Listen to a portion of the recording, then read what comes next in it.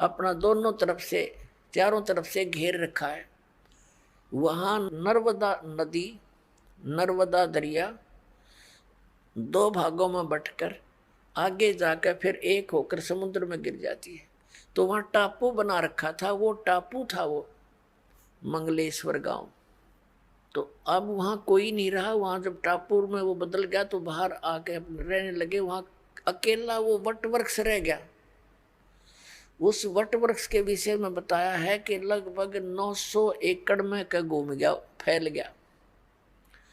लगभग 600 वर्ष पुराना वो वट वृक्ष आज भी विद्यमान है, जीर्ण शीर्ण हो रहा है। उसको अब लगभग लगभग 1.5-2-3 एकड़ में अब भी है।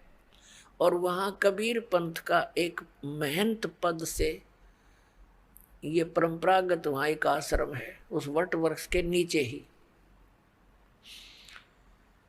बड़ के पेड़ के नीचे।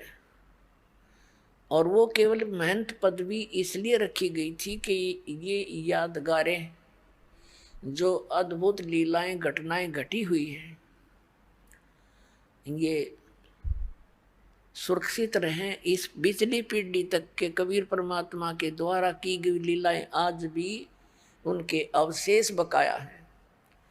तो पुण्यात्मा, उस वट वृक्ष को देखने के लिए पहले हम गए बांधवगढ़। बांधवगढ़ के अंदर कुछ नहीं पाया। वहां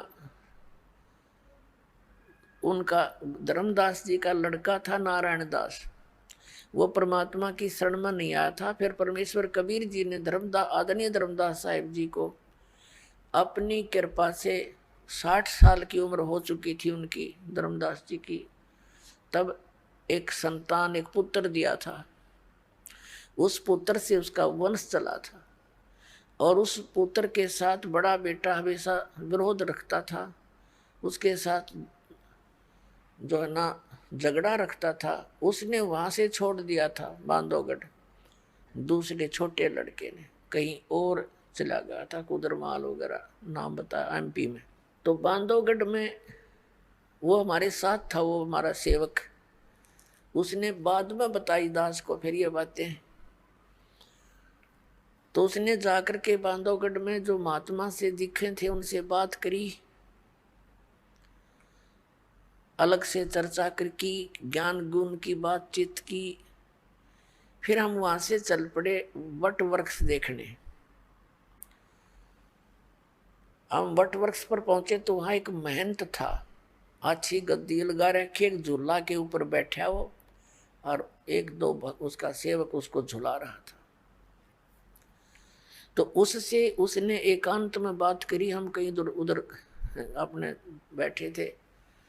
उससे पूछा, जी सार नाम क्या है, सत नाम क्या है? वो कहने लगा, मुझे तो मालूम नहीं। मेरे मामा जी की दुकान थी, मेरे मामा जी रहा करता यहाँ पर महंत, उसकी मृत्यु होगी, मेरी तो लकड़ी की दुकान थी, मुझे यहाँ बैठा दिया, मुझे नहीं मालूम यहाँ क्या है। हाँ, इतना अवश्य है कि ये वट वृक्ष के विषय में वो जानता था, बाकी सार नाम के बारे में मुझे नहीं मालूम।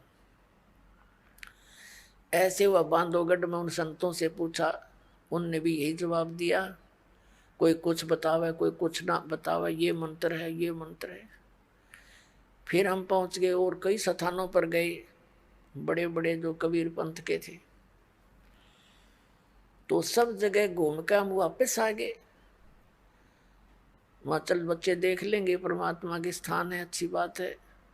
फिर आकर के उसने बताया, कहने लगा, जी ये यात्रा मेरे लिए वरदान सिद्ध होगी। मैं कहा, भाई ऐसी क्या बात है, बताइए। कि मैं इतना नालायक और नीच व्यक्ति हूं। उसने अपनी सारी गलती मान ली कि मैंने ये सोचा था कि कबीर तो परमात्मा है ही है, कबीर जी तो इसमें तो कोई सकरा है को नहीं, सारे प्रमाण आपने दिखाए थे।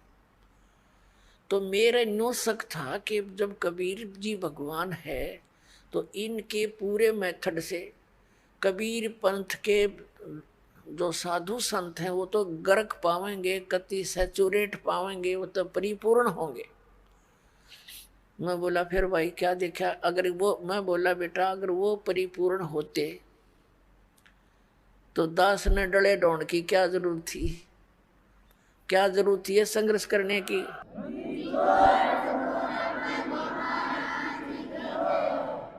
इस दास ने क्या जरूरत थी फिर इस पंगे में पा देने की? सारे सबको मैं बताऊं इनका ज्ञान गलत, इनका ज्ञान गलत और यह ज्ञान सच्चा। और सभी बोली आत्मा भी नो सोचे रामपाल निंदा करता है, नंदक को और साची बताऊं? तो उसने फिर बताया जी मैं ऐसे ऐसे किसी से पूछा महाराज जी सार नाम क्या है?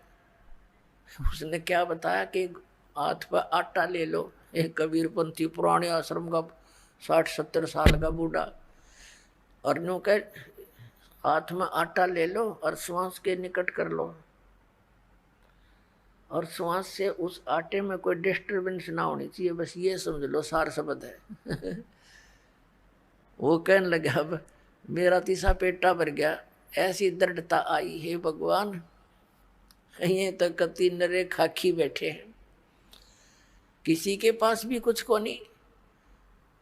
और फिर उसने बताई जी मेरे मन में इतना नालायक हो, मेरे मन में ये दोष आ गया था। माँ भाई कोई बात नहीं, ये तो आवेगा और इसका समाधान भी भगवान करेंगे, जिन पुण्यात्माओं पर रहम करेंगे। वो दिन है आज उस बच्चे को ऐसा दृढ़ निश्चय हुआ इस दास के इस सारे ज्ञान पे, और उसका जीवन सफल हुआ, ना तो फिर मार खा जाता कितने।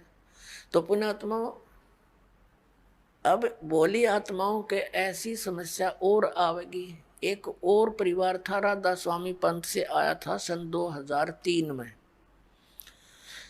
पूरा परिवार आया यहाँ पर, दीक्षा ले ली क्रोथा आश्रम में और अच्छी लगन से लगे रहे। फिर उनके मन में भी यही दोष पैदा हो गया, सारा ज्ञान समझ कर कि भाई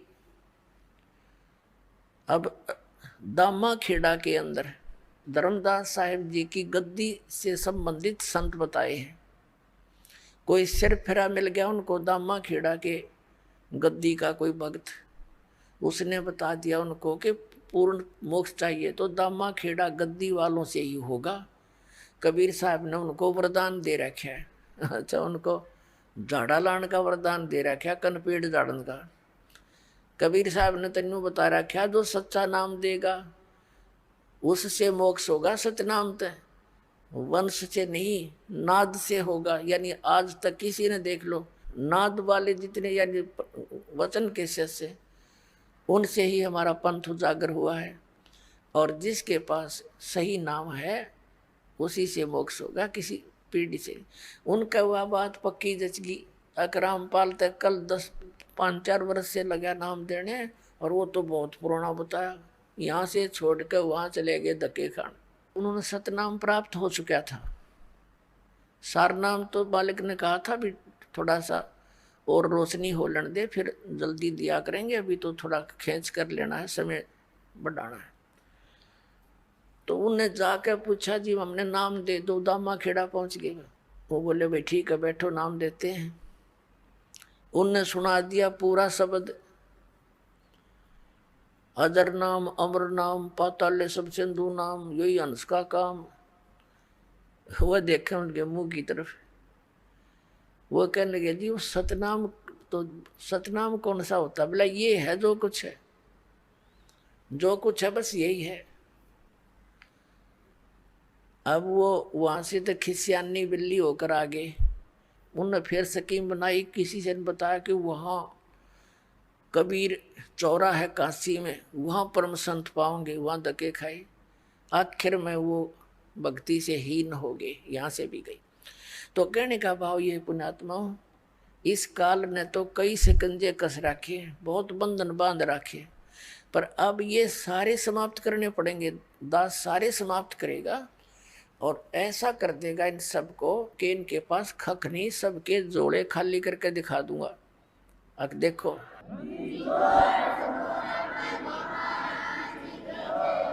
अब इस कबीर परमात्मा के नाम पर काल के 12 पंथ चले, और उन्हीं का इतना विस्तार हो गया है कि कई करोड़ों की संख्या में कबीर पंथी हैं। कई करोड़, लगभग 20 करोड़ से भी ज्यादा होंगे पूरे मिला करके भारतवर्ष में कबीर पंथी। लेकिन है वो नकली संतों से प्राप्त ज्ञान युक्त वो ज्ञान पूरा नहीं उनका, ना उनके पास भक्ति मार्ग। अब उन्हीं पंथों में से एक और पंथ पनपा है जिसको पारखी संत कहते हैं, पारखी पंथ। अब अन्य जितने कबीर पंथ में जो बेशक वो काल से प्रेरित हैं, नाम उनके पास यथार्थ नहीं है, लेकिन ज्ञान उनका बहुत कुछ ठीक है। परमात्मा कबीर जी को वो महत्व देते हैं, परमात्मा को मानते हैं, और सतलोक सचखंड उन स्थानों को भी मानते हैं, लेकिन उनका नाम गलत है, उनकी पूजा की विधि गलत है। अपने आत्माओं जैसे आप किसी को ये ज्ञान हो जा कि इस व्यक्ति को ये रोग है और उस रोग का नाश करने की औषधि है नहीं, तो उस ज्ञान का लाभ क्या? उसका कोई, इसको ये रोग है और उसकी औषधि नहीं। तो ये हमें सबको ज्ञान हो गया कबीर साहिब के मार्ग से कि हम सतलोक से आए थे, यहाँ फंस गए और यहाँ का काल भगवान है। इसको 1,00,000 मानव शरीरधारी प्राणी नित खान का श्राप लगा हुआ है। तो हम सभी दुखी इसलिए हैं कि हम सतलोक नहीं गए। सतलोक जाने से हमें सुख होगा, लेकिन उनकी जो सिद्धांत विधान है, ये सभी कबीर पंथी जो हैं, कबीर परमेश्वर जी को केवल सतगुरु मानते हैं, परमात्मा नहीं मानते। और परमात्मा को सतलोक में निराकार मानते हैं। और वहाँ वही राधा स्वामी वालों वाली थ्योरी के वहाँ प्रकाश ही प्रकाश है, लेकिन वो ये मानते हैं कि वहाँ आत्मा उस प्रकाश में घूमती रहती है। परमात्मा पहले गुप्त था, फिर प्रकाश बन गया, प्रकाश उत्पन्न कर दिया उसने अपनी दौनी थे, फिर उसमें समा गया। कुछ ऐसे भी बकवास करते हैं बेतुकी, उसमें समा गया प्रकाश में, वो प्रकाश चेतन हो गया। प्रकाश का टट्टू चेतन होता, बता, प्रकाश तो प्रकाश ही है। और फिर कुछ एक तो यहाँ तक अपनी मन गढ़ंत कहानी बना रहे हैं कि उसने प्रकाश को, परमात्मा ने फिर प्रकाश को ऐसे उछाला। जब परमात्मा प्रकाश में मिल गया, उछाला किसने? फिर वह बूंद ऊपर, जैसे पानी को ऊपर उछाल दे वापस जल में मिल जाती है, तो जल में मिली नहीं, वह बूंद न्यारी न्यारी रहेगी, सारी आत्मा बनेगी वह, और फिर प्रकाश में घूमन लागी। जैसे इसका मतलब जैसे मछली घूमया करें समुद्र में, नो धक्के खावें। तो वहाँ प्रकाश ही प्रकाश है, और वो चेतन प्रकाश है, एक एक की छुरी है, बाकियों की तो वहाँ है, वो निराकार है भगवान। और वहाँ आत्मा अलग रहती है उस प्रकाश में, जैसे मछली जल में घूमती रहती है, ऐसे धक्के खाती रहती है, ऐसे भटकती हैं। तो ये टट्टू मोक्ष हुआ, कोई बात हुई है? तो इस तरह की छुरी, चलो ये जो कबीर पंथी हैं, ये अस्तित्व भगवान का मानते हैं कि भगवान है, परमात्मा है, सतपुरुष है, जीव भिन्न है। इनकी बात कुछ ठीक सी है, लेकिन इनके पास मोक्ष मार्ग नहीं, यथार्थ ज्ञान नहीं सतपुरुष का। जैसे हमने आम के महिमा का ज्ञान हो गया, आम के कि कितना स्वादिष्ट फल है, और उसका बीज है नहीं, बीज आम के स्थान पर बबूल का बीज दिया और आशा लगाए बैठे हैं आम की, तो ये सारी ये बात बिगड़ गई। ये तो दशा है कबीर साहिब के उन 12 पंथों और उनसे निकली हुई अनेकों ब्रांचों की। और एक जो पारखी पंथ है, ये तो कतिये नास्तिक लोग हैं।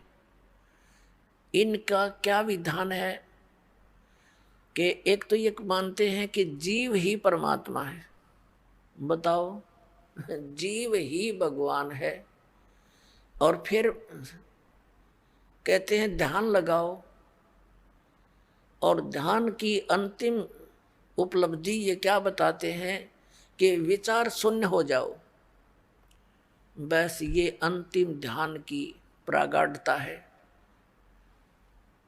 और जीव ही भगवान है, ये तो इनका ज्ञान है।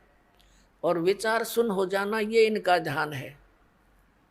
इन ते कोई पूछने वाला हो भले पुरुष हो, जब परमात्मा जीव ही भगवान है तो फिर साधना की और ये आश्रम बनाने की, ये पुस्तक छापने की आवश्यकता रहेगी? 2 अक्षर की बात है कि भगवान तो है नहीं, जीव ही भगवान है। बताओ, कोई बुद्धिमान व्यक्ति इस बात को स्वीकार कर लेगा? और उसने भी लाखों लोग बका रखे, मूर्ख बना रखे। एक अभिलाष दास नाम का एक ये पारखी संत कहलाता। बताए इनको संत कहते आने भी शर्म आवा उन्हें।